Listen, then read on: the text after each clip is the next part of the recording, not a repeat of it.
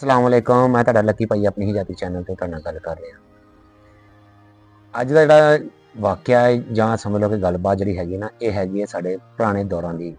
जदों मसलन कि साडी वालदा होनी दी छोटे साडी तो बड़ी छोटी उम्र दे सी ना, यानी कि साडी एज च ला लो शादी तो पहले दी उन्हां दी गल। ते अक्सर उदों ते बिजली भी एड्डी खास नहीं सी हुंदी। तो पुरानियां गल्लां ना पिंडां दे विच जिहड़े आउट ऑफ एरिया दे ना उत्थे बिजली भी नहीं सी हुंदी इन्नी, बिजली भी घट ही हुंदी सी। ते इन्हां दे हुण वालदा होना ते मेरे ना घर दे विच ना दुध जिहड़ा हुंदा ही खुल्ला हुंदा ही हर इक दे घरां दे विच ही, यानी कि मज्झां गावां हर इक दियां हुंदियां सी। जिमीदारां कोल यही कुछ ही हुंदा सी उदों। जिमीदारी बहुता ज़्यादा मज्झां दा दुध वेच लिया कर लिया।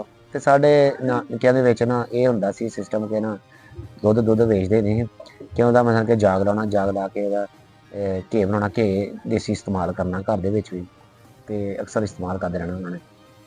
ते उन्हां ने ना हुण तिन्ना चारा मज्झां दा जदों दुध होना ते वड्डा सारा बर्तन होना ना, वड्डा सारा बर्तन, वड्डे सारे बर्तन च उन्हां ने रखना टोकरा जिहा हुंदा है, वड्डा सारा टोकरा उप्पर रख के ते उन्हां ने रख देना रात नूं जाग ला के, जां जाग लाउण तो पहले जां उदां भी जिद्दां भी रखना ते नज़दीक ही रखना चारपाइयां दे ते नज़दीक रख के ते मुड़ के ज़ाहिर गल कि उदों लाइटां इन्नियां होंदियां नहीं सी। जदीद दौर नहीं सी, पुराने दौर की गल दस्सने पुराने वक्तां दी, ठीक है ना।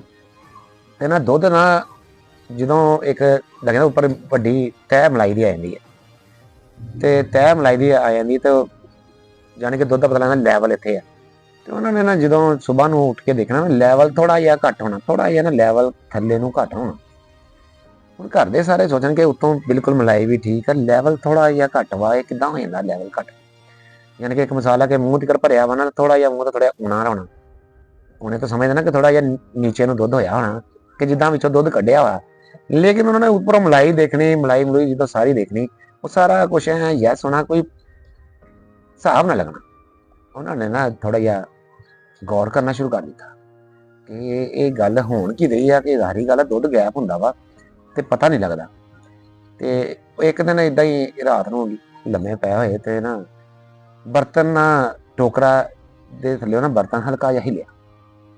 बर्तन हिल्लिया ते लागे ही ना हुण सोटा भी रखिया हुंदा वा ਉਹਦੇ ਵਾਸਤੇ ਕਿ ਬਿੱਲੀ ਬੁੱਲੀ ਤੋਂ ਜਾਂ ਹਰ ਉਦੋਂ ਦੌਰਾਂ 'ਚ ਸੋਟਾ ਹੀ ਹੁੰਦਾ ਸੀ, ਯਾਨੀ ਕਿ ਥੋੜਾ ਸੋਟਾ ਰੱਖਿਆ ਹੁਣ ਸੋਟਾ ਹੁਣ ਲਾਗੇ ਪਿਆ, ਸੋਟਾ ਹੀ ਨਾ ਚੁੱਕੇ ਨਾ ਹੁਣ ਮਾਰਿਆ ਨਾ ਤੇ ਸੋਟਾ ਵਜਾਏ ਮੇਰੇ ਮਾਮੇ ਵੱਡੇ ਅੱਲਾਹ ਤਾਲਾ ਉਹਨਾਂ ਨੂੰ ਜਨਮ ਨਸੀਬ ਕਰੇ। ਮੇਰੇ ਮਾਮੇ ਤੇ ਮੇਰਾ ਮਾਮਾ ਕਹਿੰਦਾ ਹਾਂ ਮਰ ਗਿਆ, ਠੀਕ ਹੈ ਨਾ। ਜਦੋਂ ਉਹਨਾਂ ਦੇ ਵੱਜਾ ਲਾ ਵੀ ਮੈਂ ਆਵਾਂ ਉਹ ਘਰ ਦੇ ਵਿੱਚ ਨਾ ਰੌਲਾ ਪੈ ਗਿਆ ਕਿ ਕੀ ਹੋਇਆ ਕੀ ਆ।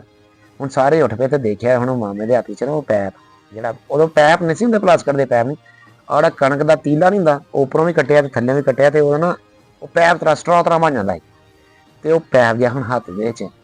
ਤੇ ਹੁਣ ਸਾਰੇ ਉਹਨੂੰ ਪੁੱਛਣ ਕਿ ਇਹ ਕਾਹਤੋਂ ਹੱਥ 'ਚ ਫੜਿਆ।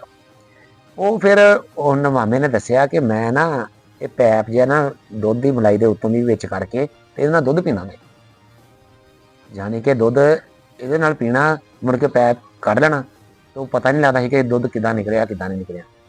ਤੇ ਇਸ ਤਰ੍ਹਾਂ ਸ਼ਰਾਰਤੀ ਯਾਨੀ ਕਿ ਹੁੰਦੇ ਸੀ ਵਕਤ ਪੁਰਾਣੇ ਵਿੱਚ, ਇੱਦਾਂ ਦੀਆਂ ਸ਼ਰਾਰਤਾਂ ਹੁੰਦੀਆਂ ਸੀ ਭੈਣਾਂ ਭਰਾਵਾਂ ਦੇ ਨਾਲ ਜਿਹੜੀਆਂ ਸ਼ਰਾਰਤਾਂ ਕਰਨੀਆਂ। ਸ਼ਰਾਰਤਾਂ ਕੋਈ ਮਤਲਬ ਕਿ ਉਹ ਦੂਸਰੀਆਂ ਵੱਡੀਆਂ ਸ਼ਰਾਰਤਾਂ ਨਹੀਂ, ਇਹੋ ਸ਼ਰਾਰਤਾਂ ਨੇ ਖਾਣ ਪੀਣ ਦੀ। ਹਾਲਾਂਕਿ ਉਹ ਉੱਦਾਂ ਵੀ ਕਹਿੰਦੇ ਤੇ ਜਿੰਨਾ ਮਰਜ਼ੀ ਪੀ ਸਕਦਾ ਘਰ ਦਾ ਹੀ ਸੀ, ਲੇਕਿਨ ਕੀ ਅੱਧੀ ਰਾਤ ਨੂੰ ਅੱਜ ਕੱਲ੍ਹ ਸਾਡੇ ਵੀ ਇਹ ਜਨਰੇਸ਼ਨ ਜਿਹੜੀ ਨਵੀਂ ਹੈ ਨਾ, ਇਹਨਾਂ ਨੂੰ ਵੀ ਅੱਧੀ ਕੁ ਰਾਤ ਨੂੰ ਨਾ ਵਕਤ ਪੈਂਦਾ ਭੁੱਖ ਦਾ ਹਲਕਾ ਜਿਹਾ, ਉਹ ਹਲਕਾ ਜਿਹੜਾ ਭੁੱਖ ਦਾ ਇਹ ਤੁਰ ਪੈਂਦੇ ਉੱਠ ਕੇ ਬਰਗਰ ਲਿਆਓ ਪੀਜ਼ਾ ਲਿਆਓ ਆਹ ਚੀਜ਼ਾਂ ਨੂੰ। ਉਦੋਂ ਬਰਗਰ ਪੀਜ਼ੇ ਤੇ ਸੁਣੇ ਵੀ ਨਹੀਂ ਸੀ ਕਿਸੇ ਨੇ ਉਦੋਂ ਦਿਨਾਂ ਦੇ ਵਿੱਚ। ਇਹ ਉਸ ਦਿਨਾਂ ਦੀ ਗੱਲ ਹੈ ਕਿ ਜਦੋਂ ਉਹਨਾਂ ਨੇ ਫਿਰ ਉੱਠਣਾ, ਉੱਠ ਕੇ ਚਲੋ ਰਾਤ ਨੂੰ ਦੁੱਧ ਪੀ ਲਿਆ ਜਾਂ ਫਿਰ ਇੱਦਾਂ ਦੀ ਕੋਈ ਚੀਜ਼ ਖਾ ਲਈ ਜਾਂ ਫਲ ਵਗੈਰਾ ਪਿਆ ਹੋਣਾ ਘਰ ਉਹ ਖਾ ਲੈਣਾ। ਇਹ ਉਹਨਾਂ ਦਿਨਾਂ ਦੀ ਉਹ ਮਾਮੇ ਮੇਰੇ ਨੂੰ ਆਦਤ ਸੀ ਹੋ ਗਈ ਸੀ ਕਿ ਚੱਸ ਲਾਉਣ ਦੀ ਅੱਧੀ ਰਾਤ ਨੂੰ ਨਾ ਕਿ ਅੱਧਾ ਕਿਲੋ ਜਾਂ ਕਿਲੋ ਦੁੱਧ ਵਿੱਚੋਂ ਪੀ ਲੈਣਾ ਤੇ ਜਰਾ ਆਪਣੀ ਉਹ ਜਿਹੜੀ ਆਦਤ ਰਾਤ ਵਾਲੀ। ਤੇ ਅਕਸਰ ਹਰ ਬੰਦੇ ਨੂੰ, ਅਸੀਂ ਵੀ ਲੋਕ ਹਾਂ, ਅਸੀਂ ਲੋਕ ਵੀ ਰਾਤ ਨੂੰ ਅੱਧੀ ਰਾਤ ਨੂੰ ਸਾਨੂੰ ਹੋ ਜਾਂਦਾ ਵਾ ਕਿ ਅਸੀਂ ਕੋਈ ਚੀਜ਼ ਖਾਈਏ ਜਦੋਂ ਥੋੜ੍ਹਾ ਲੇਟ ਜਾਗ ਰਹੇ ਹੁੰਦੇ ਆ ਤੇ ਖਾਣ ਨੂੰ ਦਿਲ ਕਰ ਪੈਂਦਾ ਵਾ। ਤੋ ਇਸੇ ਤਰ੍ਹਾਂ ਤੁਹਾਡੇ ਵੀ ਖਾਨਦਾਨ 'ਚ ਕੋਈ ਨਾ ਕੋਈ ਐਸਾ ਹੋਣਾ ਜ਼ਰੂਰ ਆ ਜਿਹੜਾ ਇੱਦਾਂ ਦੀ ਜਿਹਨੇ ਇੱਦਾਂ ਦਾ ਕੀਤਾ ਹੋਵੇ ਕੰਮ, ਤੇ ਕਮੈਂਟਸ ਜ਼ਰੂਰ ਦੱਸਿਓ। ਬਾਕੀ ਦੁਆਵਾਂ ਯਾਦ ਰੱਖਿਓ। ਬੜੀ ਮਿਹਰਬਾਨੀ। ਅੱਲਾ।